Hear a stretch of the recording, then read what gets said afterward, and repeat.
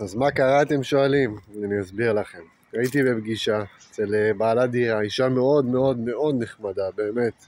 סיימה תקופת בלעדיות עם איזשהו מתווך, לפני כן גם הייתה עם איזשהו מתווך תקופה קצרה, ובעצם לא רוצה יותר לשמוע מתווך, לא רוצה בלעדיות, אין לה בעיה שאני אביא קונים, וכהרגלי אני אוהב לחטט בשיטת עבודה, ומסתבר שמתווך שעובד בעמלות נמוכות, חיפשתי, הוא לא עושה שיתופי פעולה בכלל. בקיצור, זה שהיא נתנה בלעדיות, זה לא אומר שהיא נתנה אותו בבן אדם הנכון. כל ההבדל טמון פה. אמרתי, אני רוצה לשאול אותך שאלה.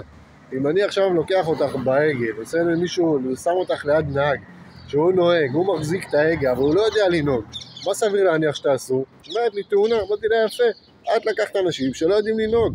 זה שיש להם אוטו, זה שיש להם רישיון, זה שהם יודעים לשים שירים, זה שהם יודעים לשיר יפה, זה לא אומר שהם נוהגים טוב. ופה טמון ההבדל. אם היית עובדת עם בעל מקצוע מקצועי, הנכס היה נמכר.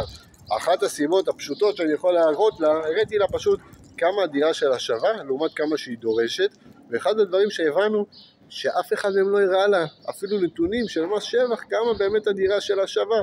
פעולה הכי פשוטה. זה איזה מקצועיות, ואיזה בלעדיות, ואיזה מתווכים.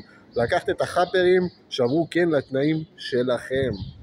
אל תיתנו שיעבדו עליכם, אתם חושבים שאתם מצליחים, אבל עובדים עליכם, בזבזים לכם את הזמן, את האנרגיה, בלבלים לכם את המוח.